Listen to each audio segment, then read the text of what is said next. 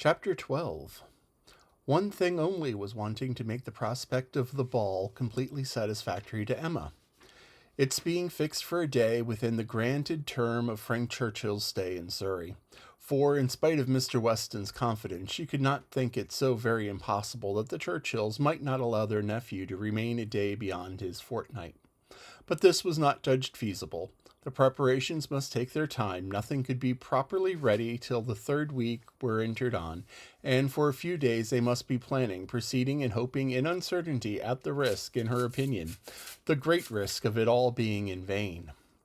Enscombe, however, was gracious in fact if not in word. His wish of staying longer evidently did not please, but it was not opposed. All was safe and prosperous, and the removal of one solicitude generally makes way for another. Emma, being now certain of her ball, began to adopt as the next vexation Mr. Knightley's provoking indifference about it, either because he did not dance himself, or because the plan had been formed without his being consulted. He seemed resolved that it should not interest him, determined against its exciting any present curiosity, or affording him any future amusement. To her voluntary communications, Emma could not go no more approving reply than, "Very well, if the Westons think it worth while to be at all this trouble for a few hours of noisy entertainment, I have nothing to say against it, but that they shall not choose pleasures for me. Oh, yes, I must be there, I could not refuse, and I will keep as much awake as I can, but I would rather be at home looking over William Larkin's week's account. Much rather, I confess. Pleasure in seeing dancing? Not I, indeed. I never look at it. I do not know who does. Fine dancing, I believe, like virtue, must be its own reward. Those who are standing by are usually thinking of something very different." This, Emma felt, was aimed at her, and it made her quite angry. It was not in compliment to Jane Fairfax, however, that he was so indifferent or so indignant. He was not guided by her feelings in reprobating the ball, for she enjoyed the thought of it to an extraordinary degree. It made her animated, open-hearted. She voluntarily said, "Oh, Miss Woodhouse, I hope nothing may be happen to prevent the ball. What a disappointment it would be! I do not look forward to it, I own, with very great pleasure." It was not to oblige Jane Fairfax, therefore, that he would have preferred the society of William Larkins. No, she was more and more convinced that Mr. Weston was quite mistaken in that surmise. There was a great deal of friendly and compassionate attachment on his side, but no love. Alas, there was soon no leisure for quarrelling with Mr. Knightley. 2 days of joyful security were immediately followed by the overthrow of everything. A letter arrived from Mr. Churchill to urge his nephew's instant return. Mrs. Churchill was unwell, far too unwell to do without him.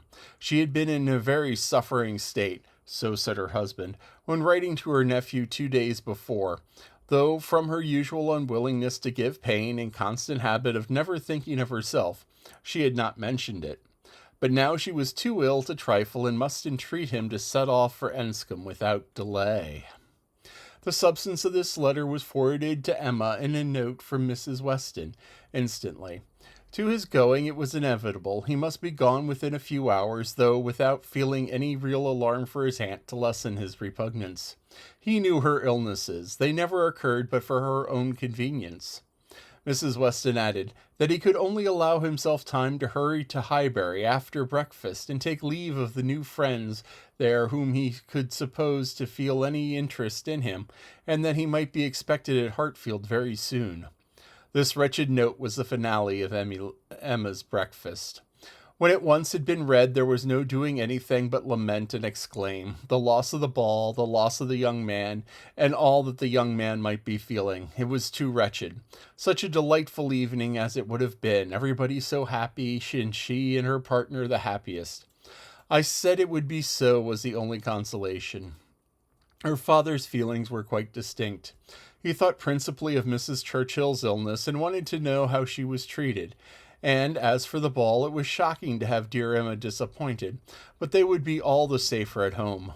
Emma was ready for her visitor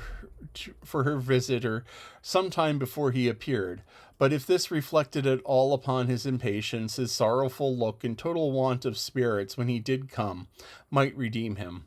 He felt the going away almost too much to speak of it. His dejection was most evident. He sat really lost in thought for the first few minutes, and when rousing himself, it was only to say, "Of all the horrid things, leave-taking is the worst." "But you will come again," said Emma. "This will not be your only visit to Randalls." "Ah," shaking his head, "the uncertainty of when I may be able to return. I shall try for it with zeal. It will be the object of all my thoughts and cares.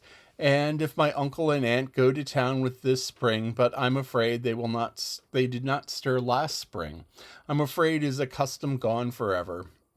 Our poor ball must be quite given up. Ah, that ball, why did we wait for anything? Why not seize the pleasure at once? How often is happiness destroyed by preparation, foolish preparation? You told us it would be so. Oh, Miss Woodhouse, why are you always so right? Indeed, I am very sorry to be right in this instance. I would much rather have been merry than wise. If I can come again, we are still to have our ball. My father depends on it. Do not forget your engagement." Emma looked graciously. "Such a fortnight as it has been," he continued, "every day more precious and more delightful than the day before, every day making me less fit to bear any other place. Happy those who can remain at Highbury." "As you do us such ample justice now," said Emma, laughing, "I will venture to ask whether you did not come a little doubtfully at first.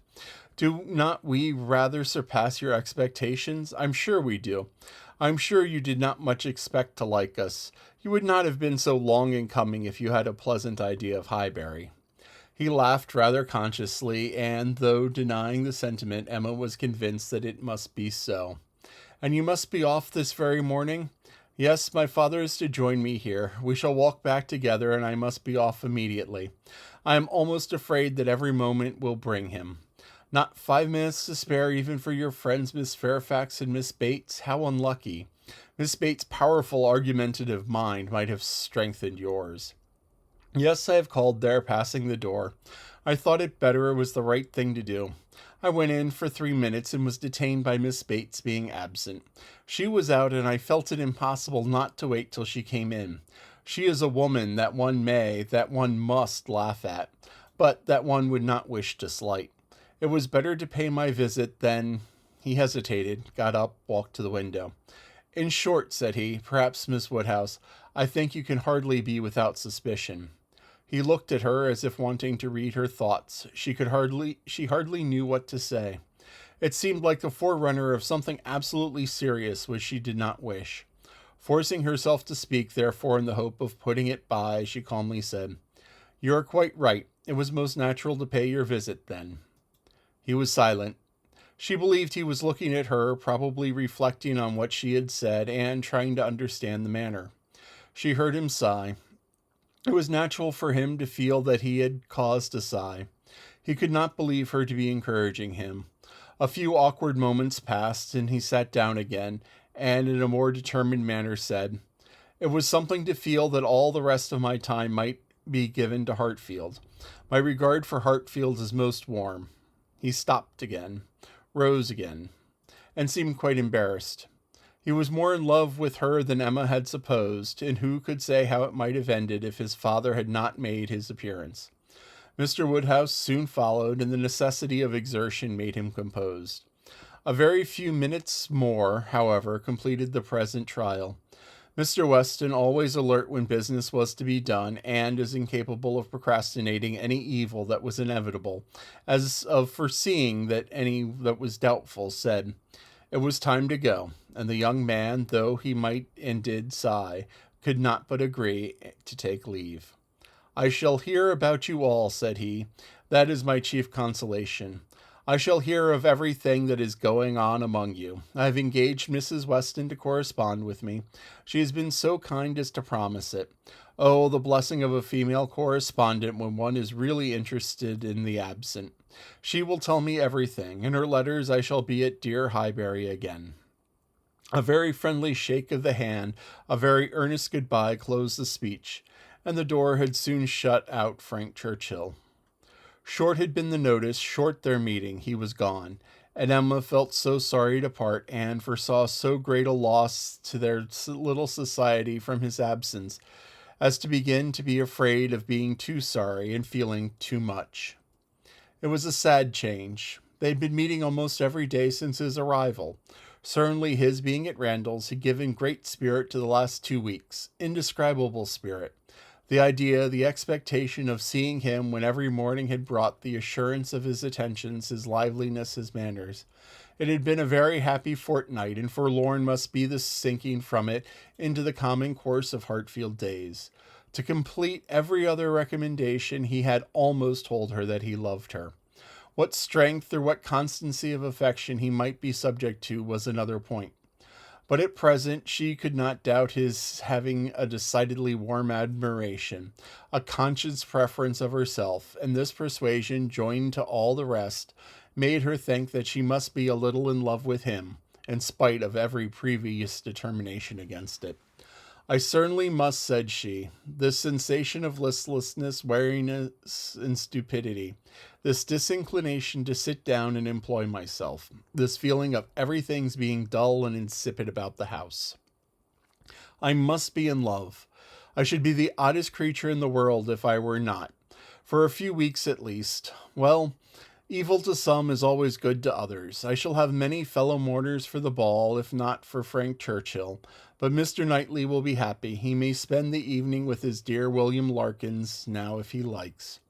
Mr. Knightley, however, showed no triumphant happiness. He could not say that he was sorry on his own account. His very cheerful look would have contraindicated him if he had.